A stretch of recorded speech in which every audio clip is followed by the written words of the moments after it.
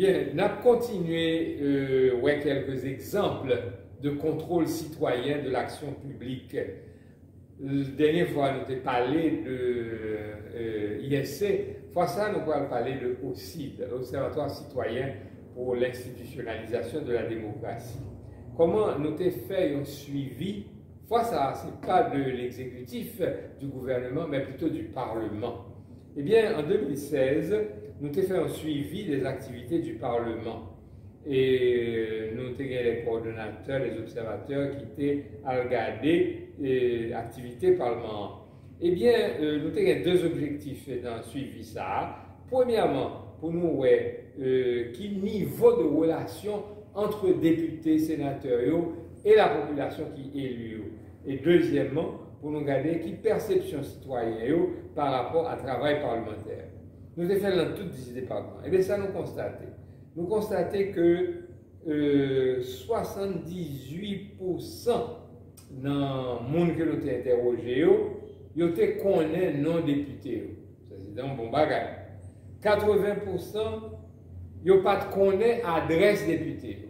Ça veut dire que si vous avez une plainte, un problème, pour aller discuter avec les députés, ils ne connaissent pas côté pour aller. Ils connaissent non député, mais ils ne connaissent pas l'adresse. 72%, n'est-ce pas, ils connaissent au moins trois sénateurs département. Et seulement 8% dans mon monde qui connaissent l'adresse sénateur, ça, que vous connaissez. Eh bien, 77% m'ont dit que pas jamais rencontré député depuis que les fins prend fonction. 82% dit que pas jamais rencontré sénateur depuis que les prend fonction. Or, donc ça nous voit que c'est un grand manque parce que le rôle du député, le rôle sénateur, c'est pour représenter le monde qui est dans la circonscription par eux. Si on ne pas rencontrer eux, si on ne pas connaître l'adresse, si on ne pas connaître eux, comment on peut faire représenter? Et nous avons suivi tout des commissions. Mais nous ne allons pas parler de ça, nous n'avons pas de temps. Et deuxièmement, en 2018, nous avons fait un bilan des activités pour les deux sessions de l'année 2018. Eh bien, ça nous constatons. Nous constatons qu'en Assemblée nationale, il y a 4 séances seulement. Pour la Chambre des députés, pendant toute l'année, les deux sessions, il y a 34 séances seulement. Pour les sénateurs, c'était 32 séances seulement. Ça veut dire que par 1 million de séances par semaine, parce que nous avons 52 semaines. Ouais. Bon, maintenant, nous avons regardé le projet de loi qui a été voté. Pour toute l'année, la Chambre des députés a voté seulement 14 lois. Le Sénat a voté 8 lois seulement. Or, nous connaissons pour que une loi passe, il faut que le vote par les deux chambres. Or, combien de lois ou projets de loi qui étaient votés par les deux chambres pendant une année? 7 lois seulement. Donc, nous voyons que son travail était bâclé, le travail n'est pas suffisant. Au niveau des commissions, parce que nous connaissons les commissions éducation, commission finance, commission travaux publics, etc. Eh bien, le Sénat a 17 commissions. La Chambre des députés a 20 commissions. Mais est-ce qu'on connaît combien de fois la commission ça a rencontré? Le Sénat a fait 45 rencontres en tout et pour tout pour l'année. La Chambre des députés l'été fait seulement 13 rencontres de travail. Donc, vous voyez que, alors que vous avez toute semaine, ça vous faire des séances de travail.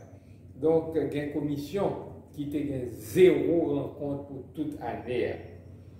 En 2019, nous avons suivi du fonctionnement, n'est-ce pas, des bureaux. Parce que nous connaissons que les sénateurs, les députés, ils recevront l'argent pour l'ouvrir un bureau dans la circonscription, côté que électeurs là, citoyennes, capables de venir rencontrer les sénateurs ou députés, portent plainte, font propositions, suggestions, etc.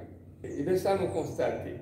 Nous constatons, n'est-ce pas, pour les députés, c'est 57 bureaux que enquêteurs arrivent à trouver, l'autre n'ont pas trouvé.